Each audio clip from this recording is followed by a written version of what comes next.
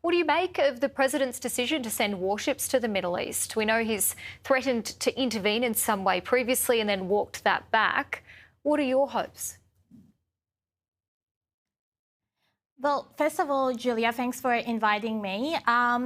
I just wanted to clear that I'm not here as a politician, but I'm here as an Iranian-Australian who having some concerns as an Iranian for my people inside of Iran and also speaking on behalf of them here.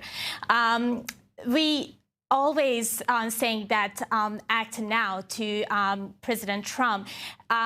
I would say this is a big threatening for Islamic Republic regime, and actually President Trump warned them several times. And as you mentioned, he's closely monitoring the situation that they're killing the protesters who are fighting for freedom and shouting for freedom. So I reckon this is a huge threatening for Islamic Republic regime, and the regime has to take that very seriously. But we don't want any reforms with this regime. We want this regime to be gone forever, and we need a new Iran with the new fresh government to take care over that. How does it feel as an Iranian Australian at the moment, watching all of this unfold? Well, it's absolutely heartbreaking, devastating, especially for Iranian Australian who lives in across all of the states in Australia. We've seen lots of videos, photos from the people in the different ages, from the different generations who has been killed very bad.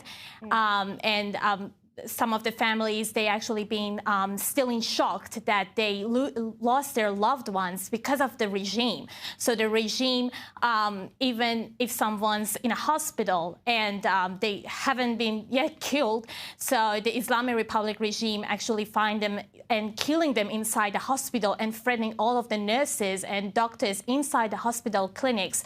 And as per as the Islamic Republic leader, he mentioned that you have a right to kill them in the hospital and clinics.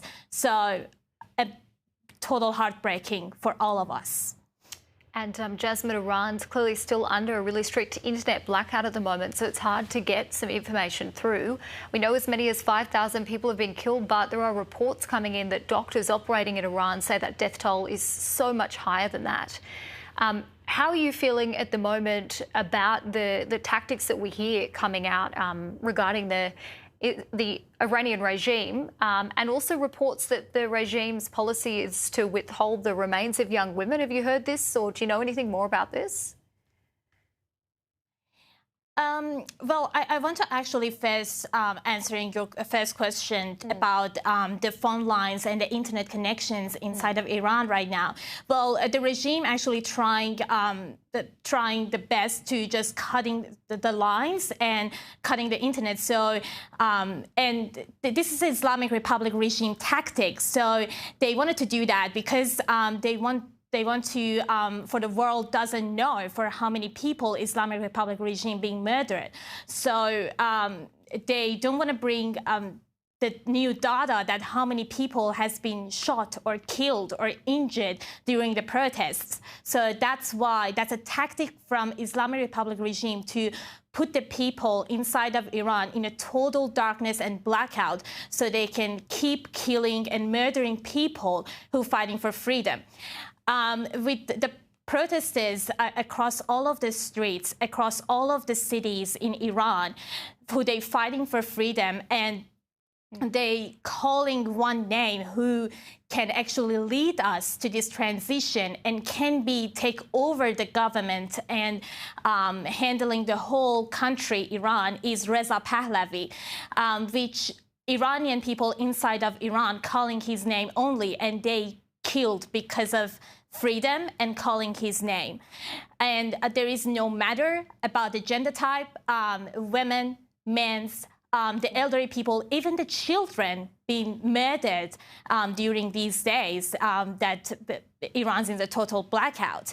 And somehow the Islamic Republic regime needs money from their families to just giving the dead bodies to their parents. So, and this is a total devastating and shocking news that we're hearing from the Islamic Republic regime, that they're still looking for taking money from to giving the dead bodies from their loved ones. But we know this is the Islamic Republic regime. They're not following the law. And they don't have any law to just follow it. It's heartbreaking to hear what's happening at the moment. We really appreciate you coming on, Jasmine, and speaking with us here on Sky News. Thank you.